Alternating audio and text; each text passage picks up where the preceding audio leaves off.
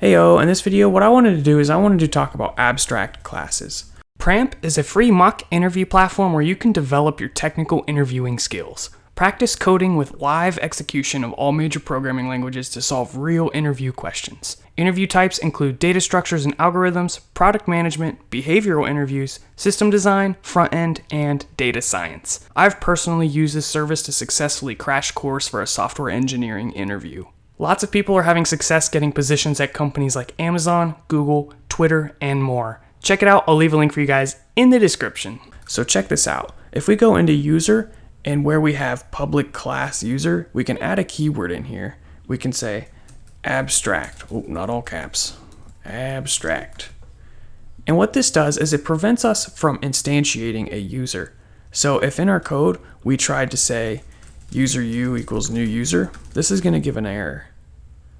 Cannot instantiate the type user. And the reason is because it doesn't actually exist as an instantiatable class because it is abstract.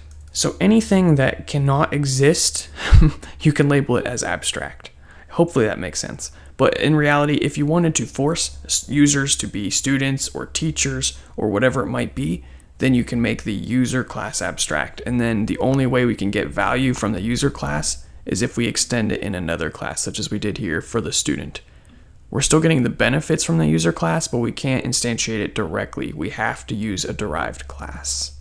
Another example of this is if you think of animals, there doesn't actually exist animals. There only exist dogs, cats, llamas, alpacas, specific examples of animals. The idea of an animal is an abstract idea, so if you were trying to create a hierarchy for animals, you'd probably have an animal-based class with a bunch of basic stuff that would be labeled abstract. Then if you wanted to use those things, you could extend it in a dog class or a cat class or whatever it might be. So that's your introduction to abstract classes. The next video, we're going to be talking about abstract methods, so check it out.